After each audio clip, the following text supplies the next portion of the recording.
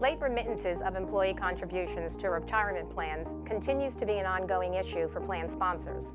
The general rule is that the amount that a participant pays to their employer or has withheld from their pay must be contributed to the plan on the earliest date that those contributions can be reasonably segregated from the employer's general assets. For instance, most employers routinely submit payroll taxes withheld from employee paychecks as early as 1 or 2 business days, or even on the same day. The Department of Labor has taken the position that if the payroll taxes can be remitted in that time frame, so should the retirement plan contributions.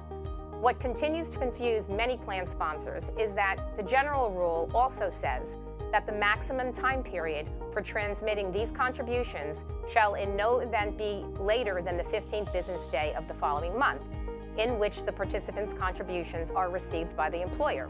This is not a safe harbor, and therein lies the confusion. When contributions are remitted beyond the reasonable time frame, this is considered to be a prohibited transaction, which must be reported on Form 5500 and also in the plan's financial statements. Plan sponsors should take this very seriously, since the Department of Labor views this as a loan to the employer from the plan. To correct a late remittance, the plan sponsor is required to make the affected participants' accounts whole and put in the position as if the remittance was timely.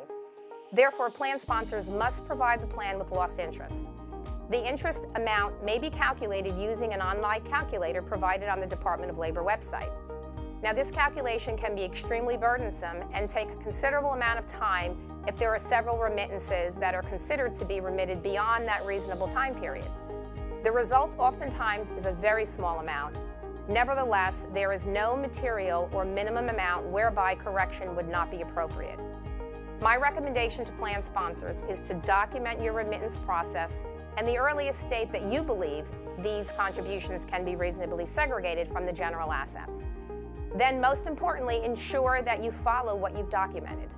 I also recommend checking the remittance dates throughout the year to ensure that you are meeting your documented expectations. Remember, anything outside your expected time frame may be considered a late remittance by the Department of Labor and should be voluntarily corrected.